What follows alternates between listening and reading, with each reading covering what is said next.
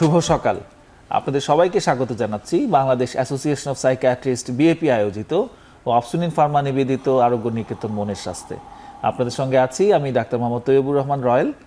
আমরা আজকে আলোচনা করব ব্যক্তিত্ব নিয়ে। ব্যক্তিত্ব যখন মানসিক রোগ হয়ে ওঠে, এবং এটি নিয়ে আলোচনার জন্য আমাদের দুজন বিশেষ অতিথি উপস্থিত আছেন। আমি তাদেরকে আপনাদের সঙ্গে পরিচয় করিয়ে দিচ্ছি। আমার বামে আছেন ডক্টর আহসান আজিজ সরকার, সহকারী অধ্যাপক, জাতীয় মানসিক স্বাস্থ্য ইনস্টিটিউট, এবং আমার ডানে আছেন ডক্টর মোহাম্মদ আরিফুজ্জামান, রেজিস্ট্রার, জাতীয় মানসিক স্বাস্থ্য ইনস্টিটিউট। আপনাদের দুজনকে আমাদের স্টুডিওতে স্বাগত জানাচ্ছি। আপনাকে অসংখ্য ধন্যবাদ। ডক্টর আহসান, আমি আপনার কাছে প্রথমে আসছি। আপনি আমাদেরকে একটু অল্প কথায় বুঝিয়ে বলবেন যে ব্যক্তিত্ব, এই বহুল প্রচলিত শব্দটি বলতে আসলে কি বোঝায়? ব্যক্তিত্ব বলতে আমরা আসলে বুঝে থাকি মানুষের বৈশিষ্ট্য। আমাদের কিছু অনন্য বৈশিষ্ট্য আছে যেগুলো একান্তই আমাদের নিজস্ব। আবার এই বৈশিষ্ট্যগুলো একজন মানুষের থেকে আরেকজন মানুষকে আলাদা করে। তো ধরেন একজন একটা চাকরির ইন্টারভিউ দিতে গেছে, সবার প্রথমে তার নাম বলে, তারপর বংশ পরিচয় বলে, তারপরে একাডেমিক যে কার্যক্রম, অ্যাচিভমেন্ট এগুলো বলে। তারপরে যখন বলতে বলা হয় যে আপনি নিজের সম্পর্কে বলেন, তখন মূলত আমরা যেই বৈশিষ্ট্যগুলো বলতে শুরু করি, যে আমি নিয়ম মেনে কাজ করতে পছন্দ করি, আমি সামাজিক, আমি অন্য মানুষের সাথে মেলামেশা করি, আমার মধ্যে নেতৃত্বের গুণ আছে, আমি সময় মেনে চলতে পছন্দ করি। এই যে বৈশিষ্ট্যগুলো বলছি, এগুলো প্রত্যেকটাই কোনো না কোনো ব্যক্তিত্বের বৈশিষ্ট্য। তো সহজ কথায় ব্যক্তিত্ব হচ্ছে আমাদের বৈশিষ্ট্য, যেগুলো আমরা একজন মানুষের থেকে আরেকজন মানুষকে আলাদা করতে পারি এবং আমাদেরকে একটা অনন্য রূপ দান করে। Thank you doctor Ahsan. কিন্তু আমি একটু মজার ছলেই বলছি যে যখন ইন্টারভিউ বোর্ডে জিজ্ঞেস করা হয় যে আপনি আপনার সম্পর্কে বলুন, সে তো তার পজিটিভ অ্যাট্রিবিউটসগুলোকেই বলছে। তো ব্যক্তিত্ব কি শুধুমাত্র আমাদের সব পজিটিভ অ্যাট্রিবিউটস, নাকি আমাদের নেগেটিভ অ্যাট্রিবিউটসগুলো তো আমাদের ব্যক্তিত্বের অংশ হওয়ার কথা? ব্যক্তিত্ব হচ্ছে আমাদের বৈশিষ্ট্য। এই বৈশিষ্ট্যগুলো আমাদের মধ্যে বেশি পরিমাণে থাকতে পারে, আমাদের মধ্যে ব্যালেন্স অবস্থায় থাকতে পারে, আমাদের মধ্যে কম পরিমাণে থাকতে পারে। যেমন ধরা যাক, আমার মধ্যে রাগ বেশি পরিমাণে থাকতে পারে, ব্যালেন্স অবস্থায় থাকতে পারে, আবার কম পরিমাণে থাকতে পারে। আবার দুশ্চিন্তা প্রবণতা বেশি থাকতে পারে, কম থাকতে পারে, মাঝামাঝি থাকতে পারে। তো এই যে বৈশিষ্ট্যগুলা, এটা যদি বেশি হয় তাহলে আমাদের জন্য ক্ষতিকারক, যদি মাঝামাঝি থাকে এটা আমাদের জন্য ভালো। আবার রাগ কম হওয়াও কিন্তু খারাপ। রাগের সাথে আমাদের সাহসের সম্পর্ক আছে, কারেজের সম্পর্ক আছে। তো কম হলেও আপনার জন্য এটা অনেক ক্ষেত্রে ভালো না। Thank you. আমার মনে হচ্ছে আমাদের আলোচনা আজকে জমবে। আমরা আসছি আবার আপনার কাছে। ডক্টর আরিফ, এই যে কিছু বৈশিষ্ট্য বলা শুরু করেছিলেন উনি, তো আসলে ব্যক্তিত্বের উপাদানগুলো কি কি? আসলে ব্যক্তিত্বের কম্পোনেন্টগুলো এর সাথে খুব ভালোভাবে লিঙ্কড। মানে ভাইয়া যেটা বললেন যে আমাদের যে চিন্তার ধরন বা আমাদের যে একটা আবেগের মানে প্রকাশ, এই বিষয়গুলো আমাদের ব্যক্তিত্বের গুরুত্বপূর্ণ উপাদান। তো সেই জায়গা থেকে যদি আমরা বলি যে ব্যক্তিত্বের উপাদানকে বিভিন্নভাবেই কিন্তু এক্সপ্লেইন করা যায়, বিভিন্ন স্কুল অফ থটস আছে, বিভিন্ন ধরনের স্কেলে এটাকে কিন্তু এক্সপ্লেইন করা সম্ভব। তো আমি খুব প্রচলিত এবং খুব আলোচিত একটা যে থিওরি আছে আমাদের, বিগ 5 পার্সোনালিটি ট্রেট, সেটার আলোকেই মূলত আলোচনাটা করার চেষ্টা করছি। সেখানে 5টা কম্পোনেন্ট বা উপাদান। হাসান ভাই যেটা একটু আগে বললেন যে অনেক ধরনের বিষয় কিন্তু আসবে, মানে একজন যখন ইন্টারভিউ বোর্ডে তার নিজের সম্পর্কে বলবেন, অনেক ধরনের বিষয় চলে আসবে। তো সবটাকে তো আর আমরা আলোচনায় আনতে পারবো না। তো গুরুত্বপূর্ণ 5টা উপাদানের মধ্যে প্রথম যেটি আছে সেটিকে বলা হয় ওপেননেস। মানে আমরা যদি বাংলায় বলি যে কোনো একটা বিষয় বা কোনো একটা পরিবর্তনকে কতটা খোলা মন নিয়ে তিনি মেনে নিতে পারছেন বা একসেপ্ট করতে পারছেন বা গ্রহণ করতে পারছেন। ধরা গেল ফ্লেক্সিবিলিটি, যে এরকম হলো যে বাংলাদেশে আমরা এখন দেখতে পাচ্ছি সরকার ব্যবস্থায় পরিবর্তন আসবে। তো অনেকেই কিন্তু যারা নন পলিটিক্যাল, তারাও অনেকেই কিন্তু এটাকে একটা পজিটিভ দিক হিসেবে দেখার চেষ্টা করবেন যে হ্যাঁ ভালো কিছু আসে কিনা, বা খুব নিজের কোনো বায়াসনেস না কাজ করিয়ে খোলামেলাভাবে এটাকে চিন্তা করতে পারেন। আবার অনেকেই আছেন যে না, আগেরটা পরিবর্তন হলে কি হবে না হবে ভয়। এই যে এক একজন এক এক রকম, একজন খুব খোলা মনে নিতে পারছেন, আরেকজন কিন্তু খোলা মনে নিতে পারছেন না। এটা একটা ব্যক্তিত্বের গুরুত্বপূর্ণ কম্পোনেন্ট। দ্বিতীয় আরেকটা খুব গুরুত্বপূর্ণ কম্পোনেন্ট, এটা হচ্ছে যে একজন ব্যক্তির তার কাজের উপর কন্ট্রোল কেমন, তার আত্মনির্ভরশীলতা বেশি নাকি তার ক্যাজুয়াল চলার প্রবণতা বেশি, যেটাকে আমরা বলি কনসিয়াসনেস। যে একজন মানুষ দেখা যাচ্ছে যে সকালে উঠে চমৎকারভাবে রুটিন করে শৃঙ্খলা অনুযায়ী নিজের কাজ করছেন, আবার কেউ কেউ আছে যে খুব ক্যাজুয়ালি যখন যেভাবে ইচ্ছা মতো কাজ করছেন। এই যে একজন মানুষ কতটা গোছানোভাবে নিজের কাজ করছেন, কতটা শৃঙ্খলার সাথে করছেন, কতটা প্ল্যান করে করছেন, এটাও কিন্তু ব্যক্তিত্বের একটা গুরুত্বপূর্ণ পার্ট। এর সাথে 3 নাম্বার যে পার্টটি যোগ করব সেটা হচ্ছে আমরা খুব, এটা আমার মনে হয় যারা আমাদের দর্শকরা আছেন তারাও খুব ভালোভাবে জানবেন যে এক্সট্রোভার্ট ইন্ট্রোভার্ট, যে একজন মানুষ কি বহির্মুখী নাকি অন্তর্মুখী। তো আমাদের মধ্যে অনেকেই আছে যে আমরা বাইরের মানুষের সাথে মিশতে পছন্দ করি, ইন্টারঅ্যাক্ট করতে পছন্দ করি, আমরা বাইরের মানুষের সাথে বিভিন্ন ধরনের কাজ করতে পছন্দ করি, আলোচনা করতে পছন্দ করি। আবার অনেকেই আছি যারা নিজের মতো থাকতে পছন্দ করি, চাপা স্বভাবের। জি, চাপা স্বভাবের। তারাও কিন্তু খারাপ থাকে এটা বলবো না, কিন্তু এইটা তাদের প্যাটার্ন। তাহলে কেউ ইন্ট্রোভার্ট থাকে, কেউ এক্সট্রোভার্ট থাকে, আবার অ্যাম্বিভার্ট নামে একটা টার্ম কিন্তু এখানে আছে, যে মাঝামাঝি, যে সব রকমের কম্বিনেশন তার মধ্যে আছে। তো এই যে কে অন্তর্মুখী কে বহির্মুখী, এই অন্তর্মুখিতা বা বহির্মুখিতাও কিন্তু একটা গুরুত্বপূর্ণ কম্পোনেন্ট। চতুর্থ কম্পোনেন্ট যেটা এই থিওরির সাথে আছে সেটি হচ্ছে আমরা বলি যে একজন মানুষ নিউরোটিক কতটুকু, অর্থাৎ তার ইমোশনের উপর তার কন্ট্রোল কতটুকু, তার ইমোশনাল স্টেবিলিটি কতটুকু। আসান ভাই একটু আগেই বলছিলেন রাগের কথাটা, যে কেউ পরীক্ষায় খারাপ করলেন, খুব হতাশ হয়ে একেবারে সব কাজকর্ম বাদ দিয়ে ফেললেন। আবার কেউ দেখা যাবে খুব সহজেই সেটা ব্যালেন্স করে অ্যাডজাস্ট করে নিজের কাজকর্ম করতে থাকলেন। এই যে নিজের ইমোশনের উপর কন্ট্রোল থাকা, এটাও কিন্তু গুরুত্বপূর্ণ একটা কম্পোনেন্ট এখানে আছে। আর এর বাইরে আমরা আরেকটা কম্পোনেন্ট যেটা মিস করে গিয়েছি, সেটা এগ্রিয়েবলনেস বলে, যে একজন মানুষ আরেকজন মানুষের প্রতি কতটুকু কম্প্যাশনেট, কতটুকু এমপ্যাথেটিক, কতটুকু অ্যাসার্টিভ। মানে একটা বিষয় আমরা যদি এখন একটা এক্সাম্পল দিই, যে রাস্তায় আমরা ধরে নিচ্ছি যে একজন মোটরসাইকেল ড্রাইভার তিনি রং সাইড দিয়ে আসছেন, তো এই সময় একজন কার ড্রাইভারের সাথে বা কারের সাথে একটা অ্যাক্সিডেন্ট হলো। তো ওইখানে যারা মানুষজন থাকবেন তারা কিন্তু এটাকে বিভিন্নভাবে দেখবেন। কেউ কিন্তু বলবেন যে এটা ওনার উচিত ছিল, প্রাপ্য ছিল, এবং শাস্তি ঠিক হয়েছে, উনি উল্টা দিক দিয়ে কেন আসলেন। আবার কেউ ভাববেন যে উনি ভুল করেছেন, বাট উনি তো মানুষ, উনি পড়ে আছেন, আমি তাকে সহযোগিতা করি। এই যে সহযোগিতার মনোভাব থাকা, এটাকে বলা হয় অ্যাগ্রিয়েবলনেস। তো এই 5টা কম্পোনেন্টকে বিগ 5 ফ্যাক্টরে আসলে আলোচনায় আনা হয়েছে। ওপেননেস, বা উনি কতটুকু খোলা মনের, উনি কতটুকু বাইরে মানে মিশতে পছন্দ করেন নাকি নিজের মতো থাকতে পছন্দ করেন, উনি কতটুকু মানুষের প্রতি কম্প্যাশনেট, উনি কতটুকু নিজের কাজকর্মের প্রতি আমরা বলি যে সতর্ক বা শৃঙ্খলা মেনটেন করে কাজ করছেন। এই ধরনের বিষয়গুলো আসলে পার্সোনালিটি কম্পোনেন্ট হিসেবে আসে। আর আরেকটি প্রশ্ন আমি একটু সংক্ষেপে বলি, একটু সময় নিয়ে নিচ্ছি, যে আপনি জিজ্ঞেস করেছেন যে কিভাবে তৈরি হয়। এটা খুবই গুরুত্বপূর্ণ আমাদের জন্য জানা, কারণ পার্সোনালিটি ডেভেলপমেন্টে কতগুলো ফ্যাক্টর আছে, এবং খুবই গুরুত্বপূর্ণ একটা ফ্যাক্টর হচ্ছে এনভায়রনমেন্টাল ফ্যাক্টর। এখানে আমরা ছোটোবেলা থেকে বাচ্চা যখন বড় হতে থাকে তখন কিন্তু শেখে, অবজারভেশনাল লার্নিংয়ের মাধ্যমে শেখে, কন্ডিশনিং যে থিওরি আছে তার মাধ্যমে তারা শেখে, রিইনফোর্সড হয়ে শেখে। তো ছোটোবেলায় বাবার কাছ থেকে, মায়ের কাছ থেকে, শিক্ষকের কাছ থেকে এই বিভিন্ন বিষয় শিখতে শিখতে সে কিন্তু বড় হয়। এবং যেটা আসলে ছোটোবেলা থেকে যদি শেখে যে কোনো একটা পরিবেশে রাগ না করে ধৈর্য ধরে ম্যানেজ করতে হয়, তাহলে দেখা যাবে বড় হয়ে তিনি ধৈর্যশীল বেশি হচ্ছেন। আবার যদি তিনি দেখেন যে না, এরকম পরিবেশে রাগ করতে হয়, আস্তে আস্তে তার মধ্যে রাগের প্রবণতা আসতে পারে। এটা হলো এনভায়রনমেন্টাল প্রভাব, যেটা আর্লি চাইল্ডহুডে কিন্তু বেশি কাজ করে। আর একটা খুব গুরুত্বপূর্ণ কম্পোনেন্ট, সেটা জেনেটিক লোডিং। আমরা প্রায়শই কিন্তু বলে থাকি এরকম, যে সে ওর বাবার মতো রাগী হয়েছে, বা ওই মেয়েটা মায়ের মতো ধৈর্যশীলা। অর্থাৎ তার বাবা মা কেমন ছিল সেটা তার মধ্যে কিন্তু চলে আসে জেনেটিক কারণেই। তো এটা আরো বেশি গুরুত্বপূর্ণ। জেনেটিক কারণে যেমন আসছে, আবার তো তার ওই লার্নিংও হচ্ছে, বাবা মাকে যে ছোটবেলায় সে দেখছে, তার সেই লার্নিং থেকেও এই দুটোর কম্বিনেশনে হয়তো এই বিষয়টা হচ্ছে। হ্যাঁ, দুটোর কম্বিনেশনে হচ্ছে। আর একটু যদি যোগ করি, জেনেটিকটা বেশি ইম্পর্টেন্ট কেন, কারণ একজন মানুষ পরিবেশ থেকে কতটুকু শিখবেন, কিভাবে শিখবেন, একটা বিষয়কে কিভাবে গ্রহণ করবেন, এটাও কিন্তু তার জেনেটিক যে মেকআপ আছে সেটা দিয়ে ডিটারমিন। তার মানে আমরা যেটা বলছি এনভায়রনমেন্টাল ফ্যাক্টরে, এনভায়রনমেন্টাল জায়গাটাও কিন্তু জেনেটিক ইনফ্লুয়েন্স দিয়ে পরিচালিত হয়। কতটুকু এক্সপ্লোর করতে পারছে বা পারছে না। ডক্টর হাসান, আপনার কাছে আসছি, আমাদের ব্যক্তিত্ব কি প্রতিনিয়তই পরিবর্তনশীল, নাকি একটা নির্দিষ্ট সময়ের পরে ব্যক্তিত্বটা একরকম একটা কাঠামো পেয়ে যায় যেটি আর তেমন পরিবর্তন হয় না? এখন যেই মডার্ন চিন্তাভাবনা, তারা কিন্তু বলছে যে ব্যক্তিত্বের মূল যে অংশ সেটা আমরা হয়তো জেনেটিক্যালি পাচ্ছি, অথবা একেবারে খুব ছোটোবেলার অভিজ্ঞতা, 5 থেকে 10 বছরের যে অভিজ্ঞতা, তার মধ্যেই আমাদের ব্যক্তিত্বের গঠনটা হয়ে যায়। আপনি যদি লক্ষ্য করেন যে একটা ছোট বাচ্চা যখন জাস্ট জন্ম নিচ্ছে, তারপর অনেক বাচ্চা আছে যারা হাসি খুশি থাকে, অনেকে আছে অল্পতে কাঁদে, অনেকে আছে আমরা যদি একা রেখে দেই সে একা থাকতে স্বাচ্ছন্দ্য বোধ করে, অনেকে আছে অন্য মানুষের কোলে সহজে যায়, আর কেউ আবার যায় না, কেউ সহজে ঘুমায়, কেউ ঘুমাতে চায় না। এই যে পার্থক্য, এই পার্থক্যগুলোকে আমরা বলি টেম্পারামেন্ট বা প্রবৃত্তির পার্থক্য। তো সাইকোলজিস্টদের ধারণা যে এই টেম্পারামেন্টগুলো মানে বড় হওয়ার পরে, ব্রেইন যখন আরও ডেভেলপ হতে থাকে, তখন এগুলা ব্যক্তিত্বতে রূপান্তরিত হয়। তো একটা বড় অংশ আমাদের এই প্রবৃত্তি আমাদের ব্যক্তিত্বে রূপান্তর হচ্ছে। এটা হচ্ছে প্রথম। দ্বিতীয় হচ্ছে ছোটোবেলায় আমরা কোন অভিজ্ঞতার মধ্যে দিয়ে যাচ্ছি, এটা গুরুত্বপূর্ণ।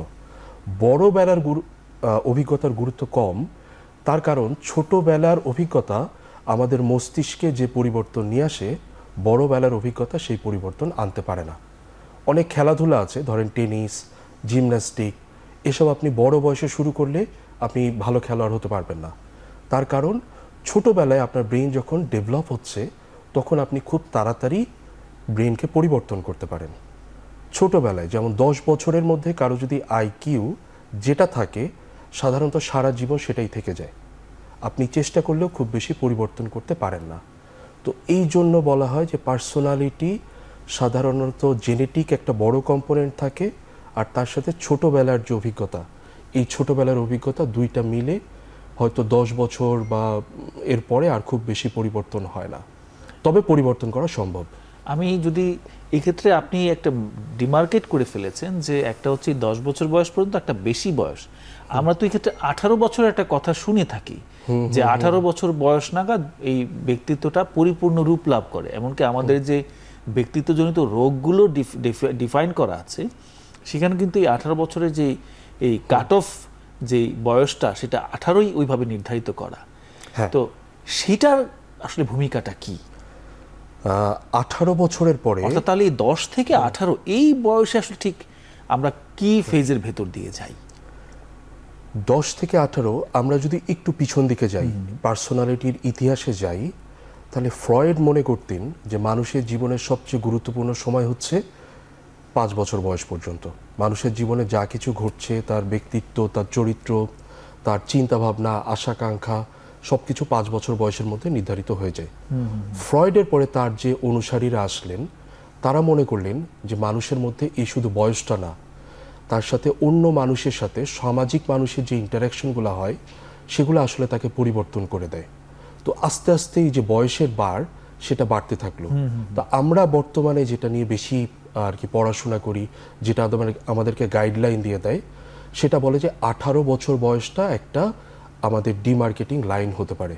কেন? কারণ বলা হয় থেকে এই সময়টায় পার্সোনালিটি মোটামুটি স্টেবল হয়ে যায়। তার আগ পর্যন্ত মানুষের পরিবর্তন করার, ভাঙা গড়ার খেলা চলে, ভাঙা গড়ার খেলা চলতে থাকছে। এইটা হচ্ছে একটা বড় বিষয়। আচ্ছা, থ্যাংক ইউ। আমরা আবার ফিরে আসব। ডক্টর আরিফ, এই যে আমরা ব্যক্তিত্ব নিয়ে কথা বলছি, যেহেতু এটা একটা মানসিক স্বাস্থ্যের অনুষ্ঠান, আমরা বিভিন্ন পর্যায়ে কিন্তু মানসিক রোগ নিয়ে আলোচনা করি, এবং আজকের আমাদের আলোচ্য সূচিও কিন্তু ব্যক্তিত্ব যখন রোগ, অর্থাৎ ব্যক্তিত্ব ইটসেলফ একটা রোগে পরিণত হতে পারে। এছাড়া ব্যক্তিত্ব কি অন্যান্য মানসিক রোগকে প্রভাবিত করতে পারে? খুব ভালো প্রশ্ন। বিশেষ করে একজন সাইকিয়াট্রিস্ট হিসেবে আমাকে যেটা ডিল করতে হয়, সেটার আলোকে এই প্রশ্নটা এসেছে। হ্যাঁ, ব্যক্তিত্ব যেমন রোগ হতে পারে, আমরা সেটা নিয়ে আলোচনা করিনি, আমার ধারণা সেটা আলোচনায় আসবে। কিন্তু আমি সাথে যেটা বলি যে ব্যক্তিত্ব অবশ্যই অন্যান্য রোগকে প্রভাবিত করতে পারে। আমরা ধরে নিলাম দুজন মানুষ, একজনের ব্যক্তিত্বটা অ্যাডাপটিভ, একটু হেলদি, ধরে নিলাম তার মানে তিনি চিন্তা ভাবনা করে কাজ করেন, হুটহাট করে কাজ করেন না, তার রাগের উপর নিয়ন্ত্রণ খুব ভালো, তারপর তিনি চিন্তাভাবনাগুলো খুব সুন্দর, মানে ম্যাচিউর চিন্তাভাবনা করতে পারেন, ভুল চিন্তা বা চিন্তা ত্রুটি তেমন তার মধ্যে নাই, এরকম একজন মানুষ। আর পাশাপাশি আরেকজন মানুষকে আমরা চিন্তা করছি যার চিন্তা ত্রুটিপূর্ণ, যিনি একটা বিষয়কে সবসময় সঠিকভাবে ধরতে পারেন না, এবং তার রাগের উপর নিয়ন্ত্রণ অনেক কম, হুট করে রেগে যান এবং হুটহাট করে কাজ করেন, ভেবে চিন্তা ভাবনা করে সুন্দর করে গুছিয়ে কাজ করার প্রবণতা কম, যেটাকে আমরা বলি যে একটু ম্যাল অ্যাডাপটিভ পার্সোনালিটি প্যাটার্ন। তো এই দুইজন মানুষ, এরপরও দেখা যাচ্ছে যে তারা দুজন খুব সুন্দরভাবে জীবনযাপন করতে পারছেন, টুকটাক অসুবিধা হচ্ছে কিন্তু তাদের খুব একটা বড় ধরনের সমস্যা হচ্ছে না। এখন যদি এই দুইজনেরই ডিপ্রেশন ডেভেলপ হয়, তাহলে কিন্তু এই পার্সোনালিটি প্যাটার্ন যে আলাদা, এর কারণে কিন্তু এই ডিপ্রেশনের চিকিৎসা, ডিপ্রেশনের সিমটম প্যাটার্ন এবং ওভারঅল প্রগনোসিস বা আউটকাম যেটা আমরা বলি, তার উপর কিন্তু ইম্প্যাক্ট পড়বে। যার পার্সোনালিটি প্যাটার্ন একটু ভালো আমরা মনে করছি, অ্যাডাপটিভ মনে করছি, দেখা যাবে উনি ট্রিটমেন্টের সাথে এনগেজ থাকছেন খুব ভালোভাবে, এবং ওনার সিমটম এক্সপ্রেশনটা কিন্তু কম্পারেবলি বেটার থাকবে। তার কারণে দেখা যাবে যে ওভারঅল কিন্তু আউটকাম এবং ওনার সাইকোলজিক্যাল থেরাপি যেগুলো, সেগুলো কিন্তু খুব ভালোভাবে দেওয়া যাবে। কিন্তু যার পার্সোনালিটি প্যাটার্নটা একটু জি কিন্তু পার্সোনালিটি প্যাটার্ন যার ম্যাল অ্যাডাপটিভ আছে, তার জন্য কিন্তু এই বাড়তি সমস্যাগুলো আমাদেরকে পার করতে হবে। অধিকাংশ ক্ষেত্রে দেখা যাবে তিনি চিকিৎসা থেকে সরে যাচ্ছেন, কিংবা কোনো একটা বিষয়ে হয়তো কাউন্সিলরের সাথে তার দ্বিমত হলো, তিনি দেখা যাবে যে ওই সময় রাগ করে বসলেন। তো আলটিমেটলি দেখা যাবে চিকিৎসার প্রসেসে ওনাকে রাখাটাও কঠিন হয়ে যাবে, এবং ওভারঅল ওনাকে যে কমান্ড বা যে ইনস্ট্রাকশনগুলো দেওয়া হবে সেগুলো ফলো করার ক্ষেত্রেও সমস্যা হবে। তাছাড়াও পার্সোনালিটি যাদের ভালনারেবিলিটি থাকে তাদের এই যে ডিপ্রেশনের সিমটম প্রোডাকশনেও কিন্তু কিছু চেঞ্জ আসে, যেটাকে আমরা বলি যে প্লাস্টিক কিছু চেঞ্জ কিন্তু এখানেও থাকে। তো অবশ্যই মানে পার্সোনালিটি যাদের অ্যাডাপটিভ তারা কিন্তু অন্য মানসিক রোগ থাকলেও সেক্ষেত্রে কিছু বেনিফিট পাবেন বা অ্যাডভান্টেজ পাবেন, আর যাদের ম্যাল অ্যাডাপটিভ তাদের জন্য কিন্তু বাড়তি কিছু সমস্যা আমাদেরকে ভোগ করতে হবে। আচ্ছা, থ্যাংক ইউ। আমরা এখানেও বোধহয় বেশ পরিষ্কারভাবেই দেখতে পাচ্ছি আসলে কিভাবে এই ব্যক্তিত্ব অন্য মানসিক রোগগুলোকে প্রভাবিত করে। ডক্টর আহসান, তাহলে আমরা আমাদের আজকের আলোচনার মূল প্রসঙ্গে চলে আসছি। তো এই যে ব্যক্তিত্ব নিয়ে আমরা কথা বলছি, আমরা একটা বিরতির সময় চলে এসেছে। আমি বিরতির পরে আপনার কাছে আসলে প্রশ্নটি নিয়ে ফিরব।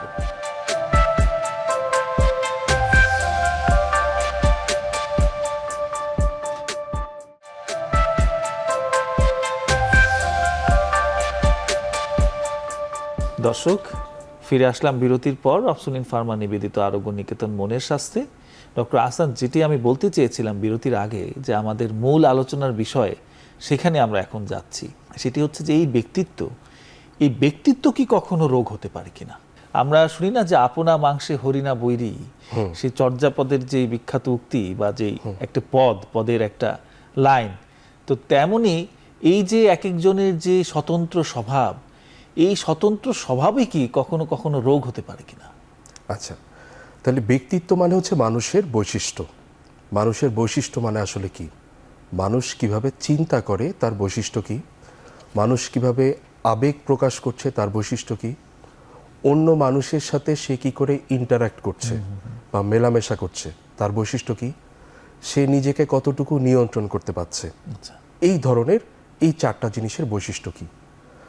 যদি তাই হয় তাহলে অনেক সময় আমার চিন্তা ভাবনা, আমার আবেগ, আমার অন্য মানুষের সাথে সম্পর্ক, আমার নিয়ন্ত্রণ ক্ষমতা, এগুলো আমাকে কষ্ট দিতে পারে। একই সাথে আমার চিন্তা ভাবনা, আমার আবেগ, আমার মেলামেশা, এগুলা অন্য মানুষকেও কষ্ট দিতে পারে। তো যখন একজন মানুষের চিন্তা ভাবনা, আবেগ, অন্য মানুষের সাথে সম্পর্ক, এই জিনিসগুলো আমাদেরকে কষ্ট দেয় নিজেদেরকে, অথবা অন্য মানুষের কষ্টের কারণ হয়, অথবা আমার জীবনের অন্য কোনো ক্ষেত্র যেমন পড়াশোনা, চাকরি বা অন্য যে কোনো ক্ষেত্র কষ্টের কারণ হয়ে দাঁড়ায়, তখন আমরা বলি এটা বোধহয় রোগ। এটা কিন্তু সমস্যাও হতে পারে। আচ্ছা, কিন্তু রোগ বলার জন্য আমাদের আরও অন্য কিছু ক্রাইটেরিয়া আছে, যে এটা একটা নির্দিষ্ট সময় পর্যন্ত থাকতে হবে, এটার একটা বয়স আছে, এই ধরনের কিছু বিষয় আছে। কিন্তু হ্যাঁ, ব্যক্তিত্বের সমস্যা অনেক সময় রোগে পরিণত হতে পারে। আচ্ছা, তার মানে আমরা এভাবেই আসতে পারি যে এই ব্যক্তিত্বের বৈশিষ্ট্যগুলো, এগুলো ইটসেলফ একটা রোগে পরিণত হয়ে থাকতে পারে যখন এটি আমাদের নিজের জীবন, অন্যের জীবন এবং আরও বৃহৎভাবে সামাজিক জীবনকে বা সমাজকে নানাভাবে আক্রান্ত করছে বা ক্ষতিগ্রস্ত করছে এবং এটি নির্দিষ্ট সময়ব্যাপী বজায় থাকছে, তখন আমরা সেটিকে রোগ বলতে পারি। তার মানে আমরা আমাদের প্রাথমিক উত্তর পেয়ে গেছি। তো সেটি নিয়ে এখন আমরা একটু যাব যে কমন কি কি লক্ষণ থাকে। আচ্ছা, খুব ভালো, মানে আহসান ভাই খুব সুন্দর করে আমার মনে হয় খুব সংক্ষেপের মধ্যেই দেখিয়ে দিয়েছেন যে ব্যক্তিত্বের রোগ আসলে কি ধরনের বা কিভাবে হয় বা কোন পর্যায়ে গেলে আমরা এটাকে ব্যক্তিত্বের রোগ বলতে পারি। আসলে ব্যক্তিত্বের রোগ ভালো মাত্রায় বিদ্যমান রয়েছে, এবং ব্যক্তিত্বের এই যে আমরা কম্পোনেন্টগুলো আলোচনা করছি, বিভিন্ন উপাদান, এই উপাদানগুলোর সমস্যার জন্যই তো এটা হবে। যেমন আহসান ভাই প্রথমে বলেছিলেন যে রাগ বেশি হওয়াটাও খারাপ, কম হওয়াটাও খারাপ। এখন খারাপ বলতে যদি সেই খারাপ বিষয়টা যদি তার সামাজিক জীবন, তার ব্যক্তিগত জীবন, তার কাজের জীবন এবং অন্যান্যদের সাথে সম্পর্কের জায়গায় খুব মারাত্মক রকম প্রভাব বিস্তার করে, এবং দেখা যায় যেটা তার যে গ্রোথ বা তার বেড়ে ওঠা বা তার সবার সাথে চলাফেরা খুব ভালো রকমভাবে ব্যাহত করছে, তখন তো আমরা সেটাকে রোগ বলছি। তো এই প্রত্যেকটা কম্পোনেন্টেরই কিন্তু এরকম বেশি হয়ে যাওয়া বা কম থাকাটা যদি খুব বাড়াবাড়ি পর্যায়ে যায় তখন রোগের পর্যায়ে যাবে। তো এরকম হয়। আমরা তো 3 ধরনের ক্লাস আসলে আছে পার্সোনালিটি ডিসঅর্ডারের বা ব্যক্তিত্বের যে রোগগুলো আছে। আমি ওইভাবে যাব না, খুব সহজ করে যদি বলি যে আমরা এক ধরনের, বিশেষ করে মেয়েদের মধ্যে এটা খুব দেখে থাকি আমরা, যে খুব ইমোশনাল, অল্পতে খুব অস্থির হয়ে যান এবং যখন অস্থির হয়ে যান তখন কি করেন না করেন কোনো ঠিক ঠিকানা থাকে না, যাচ্ছে তাই করে ফেলেন। অথচ মানুষটা কিন্তু এরকম না, এবং দেখা যাচ্ছে তখন তিনি ভাঙচুর করে ফেলছেন, যাকে তাকে গালাগালি দিচ্ছেন, বা খুব বড় ধরনের অকওয়ার্ড কিছু করে ফেলছেন, কিংবা সেলফ হার্ম করে ফেলছেন, নিজের ক্ষতি করে ফেলছেন, আত্মহত্যার চেষ্টা করে ফেলছেন। এই ধরনের বিষয় আমরা একটা পাই, মুড সুইং করে তাদের খুব বেশি, আমরা এটা বলি বর্ডার লাইন পার্সোনালিটি ডিসঅর্ডার। আমি কমনগুলোই বলার চেষ্টা করছি, আরও অনেকগুলো আছে। তারপর আর পুরুষদের মধ্যে একটা কিন্তু বেশ আমরা পাই যে অ্যান্টি সোশ্যাল পার্সোনালিটি ডিসঅর্ডার, যে সামাজিক যে নিয়মকানুনগুলো আছে, মানুষের প্রতি দয়া মায়ার যে জায়গাগুলো আছে, সেইগুলো যেন তাদের মধ্যে অনুপস্থিত। দেখে আমাদের হয়তো মানুষই মনে হবে না কোনো না কোনো ভাবে, কিন্তু আসলে তারাও সাইকোপ্যাথ বলছি। আপনি কি অ্যান্টিসোশ্যাল পার্সোনালিটি ডিসঅর্ডার বলতে ঠিক এটি কি বোঝাচ্ছেন? জি জি জি, আমরা সাইকোপ্যাথ সাধারণভাবে ধরে থাকি, কিন্তু এটাই আসলে অ্যান্টি সোশ্যাল পার্সোনালিটি ডিসঅর্ডার। কারণ এখানেও যদি আমরা একটু গভীরে যাই তাহলে দেখা যাবে ওই যে কম্পোনেন্টগুলো নিয়ে আমরা আলোচনা করলাম, সেখানে তার ঘাটতি আছে। তার হয়তো ওই যে আমরা আলোচনা করছি যে এগ্রিয়েবলনেস, মানুষের প্রতি দয়া মায়ের জায়গাগুলো, সেখানে তার ঘাটতি আছে। সেটা একটা পর্যায়ে চলে গেছে বলে সেটা এক্সপ্রেশন। এমপ্যাথি বলতে আমরা যেটি বোঝাই, তাদের মধ্যেই এমপ্যাথির ঘাটতি থাকে, ঘাটতি আছে। তারপর আমাদের প্রেক্ষিতটি বুঝতে চান না বা বুঝতে পারেন না, এটা তাদের ইনএবিলিটি। তার হয়তো ছোটবেলা থেকে ডেভেলপমেন্টটা ওভাবেই হয়েছে, আচ্ছা, একটা পর্যায়ে কিন্তু তিনি আর সেটা পারছেন না, যার কারণে এটা করছেন। আর একটা খুব বেশ আমরা ইদানিংকালে দেখে থাকি হিস্ট্রিওনিক পার্সোনালিটি ডিসঅর্ডার। মেয়েদের মধ্যে আমরা খুব বেশি দেখি যে অ্যাটেনশন সিকিং যে প্রবণতা, যে সবসময় সবার অ্যাটেনশনে থাকতে হবে, সবার প্রশংসা পেতে হবে। মিডিয়াতে এআই এর মাধ্যমে সুন্দর সুন্দর ছবি তৈরি করে আমরা মিডিয়াতে দিচ্ছি, সবাই লাইক দিচ্ছে, কয়টা লাইক দিচ্ছে, কয়বার কমেন্ট করছে, এগুলো দেখছি। এই যে এটা পাওয়ার আকাঙ্ক্ষা প্রত্যেক মানুষের থাকবে, অ্যাপ্রুভাল সিকিং, রিকগনিশন সিকিং, এটা সবারই থাকবে। কিন্তু এটা যদি ওই পর্যায়টাকে ক্রস করে যায়, এটাই যদি আমার জীবনটাকে মানে অসুবিধার মধ্যে ফেলে দেয়, বা এটা যদি এমন একটা পর্যায়ে চলে যায় যেটা আমার যে পটেনশিয়াল ছিল, আমার যেভাবে গ্রোথ হওয়ার কথা ছিল, যেভাবে একটা পর্যায়ে যাওয়ার কথা ছিল, সেখান থেকে আমি সরে যাই কিংবা অন্যদেরকে খুব খারাপভাবে প্রভাবিত করি, তখন এটা রোগের পর্যায়ে যাবে। এটা হিস্ট্রিওনিক পার্সোনালিটি ডিসঅর্ডার। আর একটা পার্সোনালিটি ডিসঅর্ডারের কথা বলে আমি শেষ করবো, এটা হচ্ছে অবসেসিভ কম্পালসিভ পার্সোনালিটি ডিসঅর্ডার। এইটা আমরা কিন্তু খুব কমনলি পাই, জেনারেল সেটিংয়ে আমরা খুব বেশি পাই, যে পারফেকশনিজম, যে খুব নিখুঁতভাবে তার কাজ করতে হবে।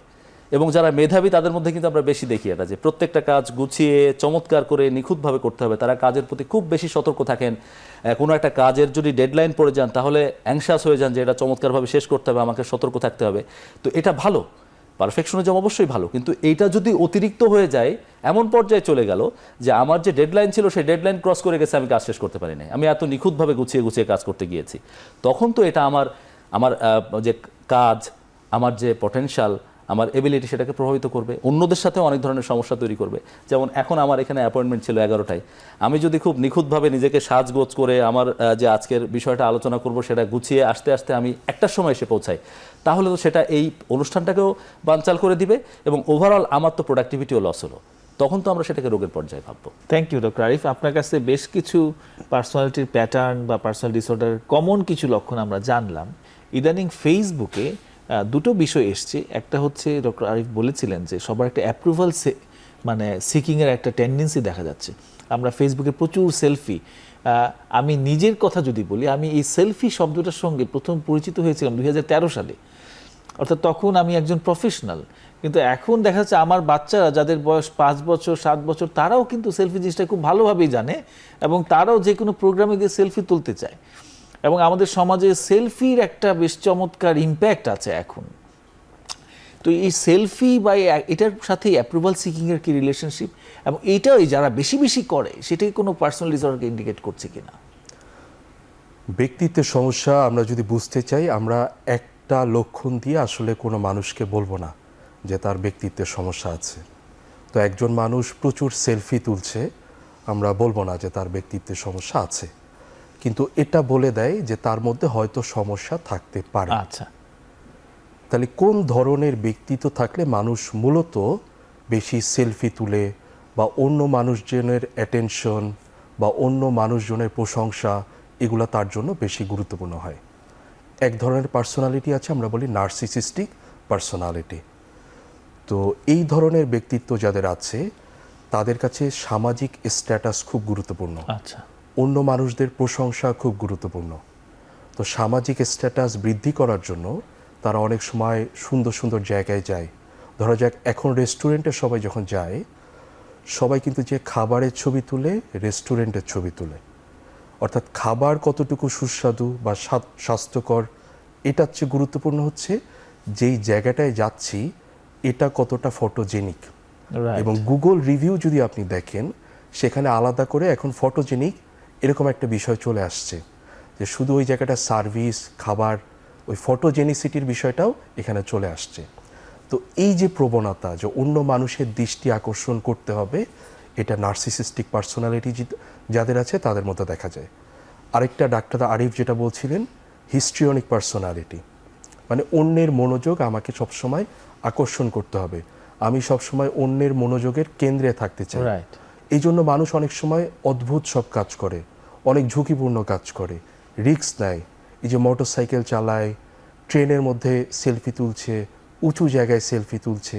তো এই ধরনের ব্যক্তিত্বের বৈশিষ্ট্য যাদের আছে তারা এই ধরনের আমি কাজগুলো করে নিজের থাকে। একটা অভিজ্ঞতা শেয়ার করার লোভ সামলাতে পারছি Sure. না।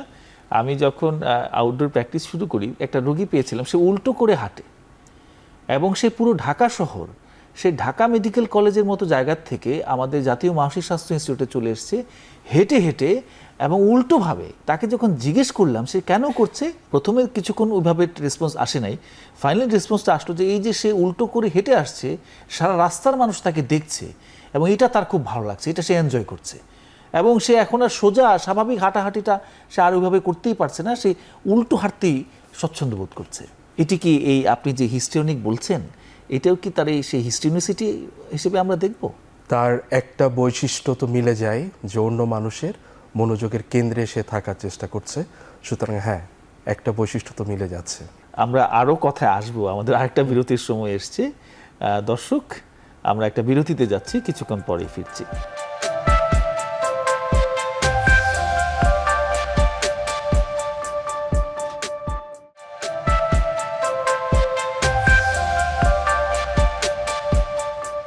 দর্শক, ফিরে আসলাম বিরতির পর। রবসুন ফার্মা নিবেদিত আরোগ্য নিকেতন মনের স্বাস্থ্যে।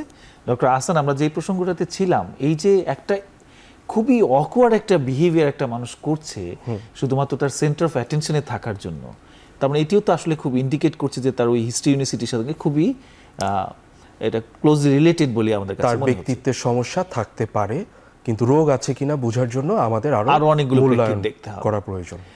একই সঙ্গে ইদানিং কিন্তু আপনি নার্সিজমের কথা বললেন, আমার মনে হয় অনলাইনে এখন সবচেয়ে এই পার্সোনালিটি ট্রেট নিয়ে যদি কথা বলতে হয়, সবচেয়ে বেশি বোধহয় নার্সিজমটাই আসে। হ্যাঁ, কারণ দেখা যাচ্ছে যে সবচেয়ে বেশি অ্যাফেয়ার narcissistic। ব্রেকআপ হচ্ছে, কেউ টক্সিক রিলেশনশিপে আছে, আমার অমুককে পছন্দ হচ্ছে না, আমি বলে দিচ্ছি ওই নার্সিসিস্ট। বিয়ে ভেঙে যাচ্ছে, হাজবেন্ড বলছে ওয়াইফ নার্সিসিস্ট, ওয়াইফ বলছে হাজবেন্ড নার্সিসিস্ট। এটা কি আবার অধিক মানে ব্যবহারে কি এটি অনেক বেশি হালকা হয়ে যাচ্ছে কি, বা অ্যাকচুয়ালি আমরা তো জানি যে নার্সিসিস্টিক পার্সোনালিটি ডিসঅর্ডার এটা আসলে খুব কমন না, এটা ভেরি রেয়ার, কারণ এটার যেই ফেনোমেনাগুলো খুবই স্ট্রং এবং এগুলো অনেক ক্ষেত্রে অনেক ক্যাটাস্ট্রফি নিয়ে আসতে পারে। আসলে কি সমাজে নার্সিজম বেড়ে গেছে, বা কি বলবেন? খুব জটিল প্রশ্ন যে সমাজে কি নার্সিসিজম বেড়ে যাচ্ছে কি না। এটার উত্তর হচ্ছে হ্যাঁ। আমরা মডার্ন যে সময় আছি, সেই সময়টা কিন্তু হচ্ছে বলা হয়ে থাকে ইন্ডিভিজুয়ালিজম বা ব্যক্তি স্বাতন্ত্র্যের একটা Right. বিষয়, যে আপনাকে অন্যের চেয়ে যে আপনি আলাদা, আপনি যে অনন্য, এটা সবসময় প্রমাণ করতে হবে। এটা হচ্ছে একটা দিক। দ্বিতীয় হচ্ছে নার্সিসিস্টিক যারা আছে তারা সবসময় স্ট্যাটাস খুঁজে, নিজের প্রচার করতে পছন্দ করে, তারা সবসময় মনোযোগের কেন্দ্রে থাকতে চেষ্টা করে, অন্য মানুষকে ম্যানিপুলেট করে। Right, এটা খুবই কমন। এই ধরনের ট্রেড বা বৈশিষ্ট্য যাদের আছে, বর্তমান সময়ে কিন্তু তাদের জীবনে যে ম্যাটেরিয়াল উন্নতি, ক্যারিয়ার উন্নতি তাদের সবচেয়ে বেশি হবে। যে মানুষটা হয়তো নিজের প্রচার করে না, তাকে হয়তো এই বর্তমান সময় কেউ গুরুত্ব দেয় না, কিন্তু যেই মানুষটা সবসময় নিজের প্রচার করছে তার গুরুত্ব অনেক বেশি। যেই মানুষটা হয়তো অন্যের সাথে আচরণের ক্ষেত্রে নৈতিকভাবে চিন্তা ভাবনা করে, সে হয়তো ক্যারিয়ারে বেশি প্রোগ্রেস করতে পারছে না, কিন্তু যার নৈতিকতা নাই, যার মধ্যে সহানুভূতি নাই, সমানুভূতি নাই, সে খুব তাড়াতাড়ি উপরের দিকে উঠে যাচ্ছে। তো বর্তমানের যে সময়, এবং এগুলো রোল মডেল হিসেবে কাজ করছে, অন্যরা অনুপ্রাণিত হচ্ছে এরকম করতে, খুব শর্টকাটে একটা সাকসেস সবাই চাচ্ছে আসলে। এক্স্যাক্টলি, এবং এই ক্ষেত্রে সবচেয়ে ভালো করছে নার্সিসিস্টিকরা। এবং আমরা ওই যে ডাক্তার আরিফ একেবারে প্রথম বলছিলেন যে আমাদের ব্যক্তিত্বের বৈশিষ্ট্যের কিছু আসে জেনেটিক্স থেকে, কিছু আসে অন্যের দেখে শিখি আমরা, কিছু আসে অভিজ্ঞতা থেকে। তো আমরা যদি এরকম শিখি যে একজন মানুষ যে স্বার্থপর, যে অহংকারী, যে অন্য মানুষকে কোনো গুরুত্ব দিচ্ছে না, সে জীবনে খুব দ্রুত উপরের দিকে উঠে যাচ্ছে, তখন আমরা কি মনে করব যে আমাদেরকেও এরকম হতে হবে। তাহলে এই গুণগুলো আমরা অর্জন করার চেষ্টা করব। তো এই যে নার্সিসিজমের প্রবণতা কি বেড়ে যাচ্ছে কিনা, তো হ্যাঁ, অনেকেই মনে করেন যে আমাদের মধ্যে এই প্রবণতাগুলা বেড়ে যাচ্ছে। তার মানে আসলে এই যে এখন এই যে বললেন এক ধরনের অহংকার, এগুলো কিন্তু প্রমোটও করা হচ্ছে। আলফা মেল, প্রচণ্ড ম্যাসকুলিনিটি বা খুব বেশি এক্সোটিক বিউটি ফিমেলদের ক্ষেত্রে, এগুলোকে নানাভাবে এই সোসাইটিতে প্রমোট করা হচ্ছে। সামাজিকভাবে বিভিন্ন অনুষ্ঠানে, মিডিয়াতে খুবই এদের জয় জয়কার। হ্যাঁ, আমরা এটাকে এমন পর্যায়ে চলে গেছি, অনেক সময় বলি টক্সিক মাস্কুলিনিটি, এই জিনিসগুলো কিন্তু এই পর্যায়ে চলে গেছে। নার্সিসিজমকে যদি একটা বা দুটো শব্দে বলতে হয়, অহংকারী এবং স্বার্থপর মানুষ। বর্তমান সমাজ ব্যবস্থায় অহংকারী এবং স্বার্থপর মানুষ সবচেয়ে দ্রুত উপরের দিকে উঠতে পারছে। কিন্তু আপনি যদি সামাজিক চিন্তাভাবনা করেন, বৃহত্তর মানুষের স্বার্থ দেখেন, আপনার পরিবারের স্বার্থ দেখেন, তাহলে কিন্তু আপনার জন্য উপরের দিকে ওঠা খুব কঠিন হয়ে যাচ্ছে। তো আপনি যখন দায়বদ্ধতা একেবারে ছেড়ে দিচ্ছেন, দায়িত্বহীন হয়ে যাচ্ছেন, তখন আপনি জীবনে উন্নতি করছেন। হ্যাঁ, thank you doctor Hasan. Doctor Arif, আপনার কাছে আসছি যে এই যে শুরুতে যখন আপনি বলছিলেন, তখন কিন্তু নিউরোটিক পার্সোনালিটির একটা ট্রেইটের কথা বলেছিলেন, যে আসলে যারা একটু দুশ্চিন্তা প্রবণ, একটু আবেগ নিয়ন্ত্রণে একটু সমস্যা হচ্ছে, তো আমাদের অনেকেই কিন্তু আমরা দেখতে পাই যে সবসময় একটু সে তটস্থ থাকছে, একটু দুশ্চিন্তাগ্রস্ত থাকছে, অল্পতেই ঘাবড়ে যাচ্ছে, এবং সব কিছুতেই তাদের একটা পাজলড হয়ে যায়, সব কিছু খুব খোলা মনে চিন্তা করতে পারে না, খুব ক্লামজি হয়ে করে ফেলে। এই রিলেটেড পার্সোনালিটিগুলো নিয়ে একটু বলবেন কিনা, এগুলোর রিলেটেড পার্সোনালিটি ডিসঅর্ডারস আছে কিনা, বা সেগুলো আসলে কেমন? ধন্যবাদ। আমি এটাই যাব, তার আগে আমি একটু আগের প্রশ্নের সাথে একটু অ্যাড করতে চাই যে আমার কাছে একটা ভিউ আসছে এরকম যে এখন পুরো বিশ্বটাই একটা যেন আলাদা পার্সোনালিটির দিকে যাচ্ছে। অ্যাজ এ পার্সন না, পুরো বিশ্বটা যেন একটা হিস্ট্রিওনিক নার্সিসিজম এরকম একটা ট্রেট তৈরি হয়ে যাচ্ছে। এখানে যেটা ন্যাচারালি হচ্ছে নাকি এখানে কেউ বাতাস দিচ্ছে, মানে এটা মানে কেমন যেন একটা কনস্পিরেসি থিওরি চলে আসছে যে এটা বোধহয় মেড করা হচ্ছে, জিনিস নানাভাবে ইন্টেনশনালি মানুষকে ওই দিকে নিয়ে যাওয়া হচ্ছে, এরকম একটা। আসলে যদি আমরা সিম্পল কথা, হ্যাঁ ভাই আপনি, প্রত্যেকটা কালচারের একজন হিরো থাকে, তো আমাদের হিরো কে হবে সেটা গুরুত্বপূর্ণ। আমাদের হিরো কোনো ধর্মীয় ব্যক্তিত্ব হতে পারে, আমাদের হিরো কোনো ইন্টেলেকচুয়াল হতে পারে, আমাদের হিরো কোনো রাইটার হতে পারে। বর্তমান সময়ে আমাদের হিরো হচ্ছে যত বস্তুগত সাফল্য পেয়েছে এরকম সব মানুষ, যেমন ইলন মাস্ক, রাইট, তাই না? আমাদের বস্তুগত সাফল্য বিল গেটস। আমাদের বাংলাদেশেও যদি দেখেন, বস্তুগত যারা সাফল্য বেশি পেয়েছে তাদের গুরুত্ব বেশি, যাদের মোরালিটির অনেকেরই মোরালিটি অনেকভাবেই কম্প্রোমাইজড, মোরালিটি অনেকভাবেই কম্প্রোমাইজড। কিন্তু ওই যে আমরা বলছি সফল মানুষ, Right. সফল মানুষের ক্ষেত্রে অনেক কিছু আপনি ইগনোর করে যাবেন। তো এই যে আমরা নতুন ধরনের হিরো সেট করছি, তার ফলে কিন্তু আমাদের সমাজ ব্যবস্থা ওই দিকে চলে যাচ্ছে। আরেকটা জিনিস মাথায় রাখবেন, আমরা ওই যে প্রথমে কথা বলছিলাম অ্যান্টি সোশ্যাল সাইকোপ্যাথিক ট্রেট নিয়ে, আপনি দেখবেন যে মানুষের মধ্যে একটা আকাঙ্ক্ষা আছে সিরিয়াল কিলারদের সম্পর্কে জানার জন্য।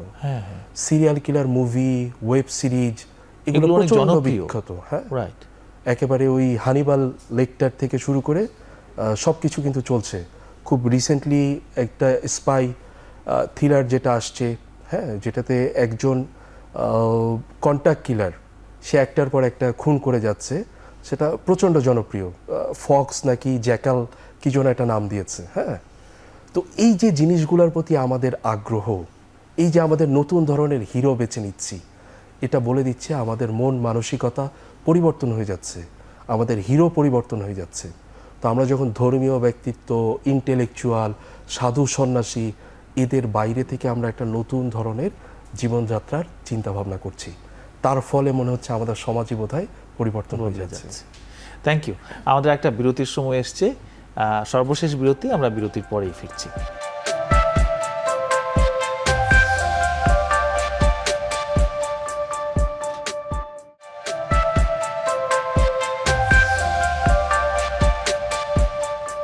দর্শক, ফিরে আসলাম বিরতির পর। অপসুইন ফার্মা নিবেদিত আরোগ্য নিকেতন মনের স্বাস্থ্যে।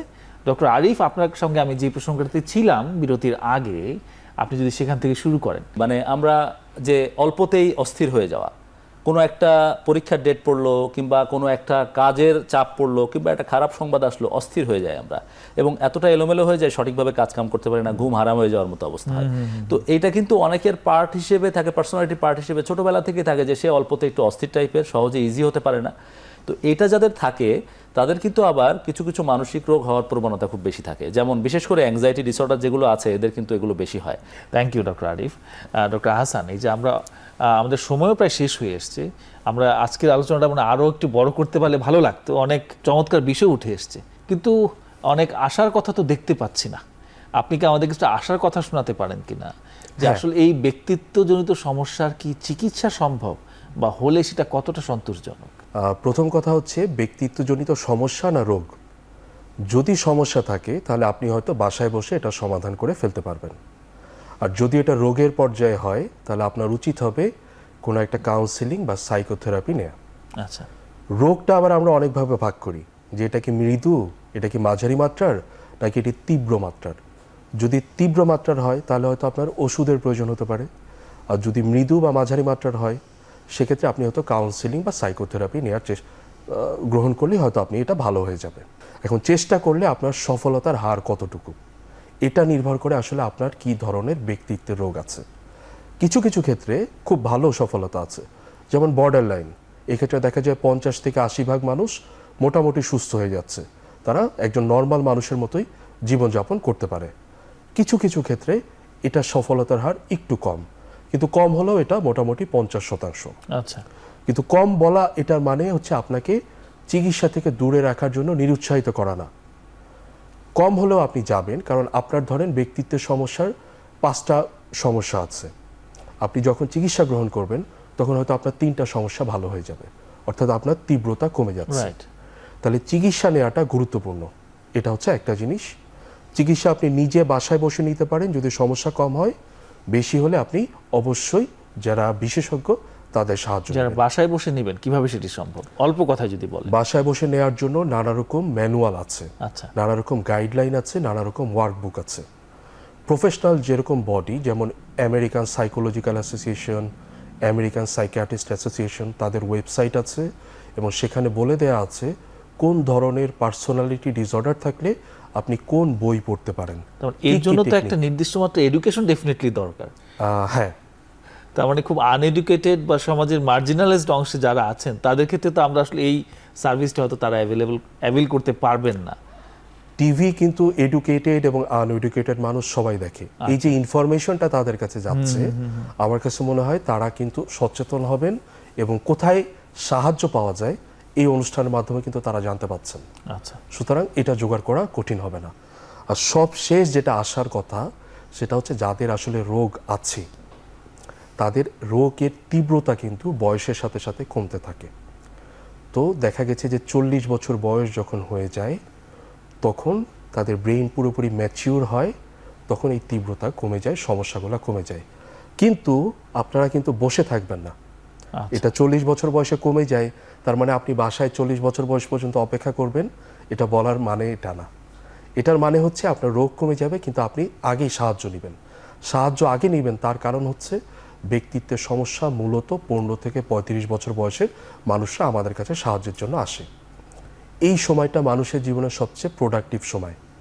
আপনি যদি এই সময় আপনার ব্যক্তিত্বের সমস্যার সমাধান না করেন, আপনার ক্যারিয়ার প্রোগ্রেস করবে না, আপনার ম্যারিটাল লাইফ ঠিক মতো হবে না, এবং আপনার নিজের জীবনে যে শান্তি সেটাও থাকবে না। তাহলে আপনি ওই 40 বছর বয়স পর্যন্ত অপেক্ষা করবেন না যে আমার রোগ কমে যাবে, বরঞ্চ আপনি আগেই সাহায্য নেবেন এবং এটা আগেই সমাধান করার চেষ্টা করবেন। অসংখ্য ধন্যবাদ ডক্টর হাসান। ডক্টর আরিফ, আপনি যে এক কথায় কিছু বলতে চান, আমরা একদম শেষ পর্যায়ে চলে এসেছি। আসলে ব্যক্তিত্ব বিষয়টা নিয়ে আলোচনার অনেক জায়গা রাখে। এখানে হাসান ভাই যেটা বললেন আমি একটা জিনিসই অ্যাড করব, মানে বাসায় চিকিৎসা নেওয়ার ক্ষেত্রে আমি মনে করি যদি কারোর ব্যক্তিত্বের সমস্যা থাকে, যদি তার পরিবারের লোকজন সেটা খেয়াল করেন বা তিনি নিজেও খেয়াল করেন, সেটা রোগের পর্যায়ে যাক বা না যাক, সেটা মৃদু হোক বা মাঝারি হোক বা শুধু সমস্যার পর্যায়ে থাকুক, একজন মনোচিকিৎসকের কাছে আসেন।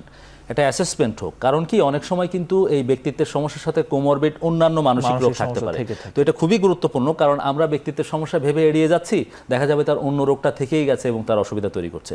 তো ভালো একটা অ্যাসেসমেন্ট হলে যেটা হবে, আমরা তখন কিন্তু ওই কোমরবিড অন্য রোগ থাকলে চিকিৎসা করতে পারবো, এবং যে সমস্যাই থাক সেটার একটা প্ল্যানিং করে দিতে পারবো, যে তার আর হয়তো চিকিৎসকের কাছে আসার দরকার নেই, কিন্তু তিনি এই হেল্পগুলো তিনি বাসায় বসে নিতে পারেন, এগুলো করতে পারেন, কিংবা এরকম পর্যায়ে গেলে আবার তিনি চিকিৎসকের কাছে আসতে পারেন। তাহলে কি হবে, উনি একটা গাইডলাইনের মধ্যে থাকবেন। এটা আমি মনে করি। ধন্যবাদ। আপনাদের দুজনকে অসংখ্য ধন্যবাদ আপনাদের ব্যস্ততম সময় থেকে আমাদের কিছুটা সময় দেওয়ার জন্য এবং আজকের বেশ মিনিংফুল একটা আলোচনায় অংশগ্রহণ করবার জন্য। আপনাকেও ধন্যবাদ, এখন টিভিকে ধন্যবাদ আমাদেরকে আমন্ত্রণ জানানোর জন্য। দর্শক, আপনাদের কাছে বিদায় নেওয়ার সময় এসছে। আমরা আজকে যেটি আলোচনা করলাম, উঠে এসেছি দেখেন যে আসলে আমরা কিন্তু আমাদের বৈশ্বিক প্রবণতা দিয়ে নানাভাবে প্রভাবিত হচ্ছি।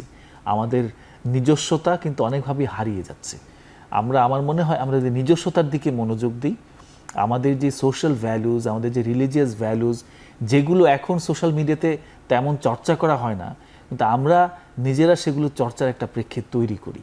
আমাদের পরিবার থেকে, সমাজ থেকে আমরা সেগুলোকে প্রচারে এবং প্রসারে ভূমিকা রাখি। এবং যাদের এই ধরনের সমস্যা আছে, আশা করি আপনারা সেই ধরনের সমস্যার ব্যাপারে সচেতন হবেন এবং চিকিৎসকের শরণাপন্ন হবেন। আপনারা ভালো থাকবেন। পরবর্তী পর্বে আপনাদের সঙ্গে দেখা হবে। আসসালামু আলাইকুম।